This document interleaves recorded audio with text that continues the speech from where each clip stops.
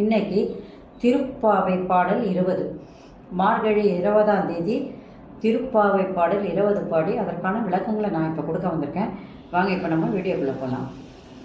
30 மூவர் அமரர்க்கு முன்சென்று கப்பம் தவிர்க்கும் கலியே துயில் எழாய், செப்பமுடையாய் திரள் உடையாய், செற்றார்க்கு வெப்பம் கொடுக்கும் விவலா துயிலெழாய், செப்பென்ன மென்முளை செவ்வாய் சிறுமருங்கில் நப்பின்னை நங்காய் திருவே துயிலெழாய், உக்கமும் தட்டொழியும் தட்டுன் மணவாளனை இப்பொழுதே எம்மை நீராட்டேலோ ரெம்பாவாய். இது பாடல்.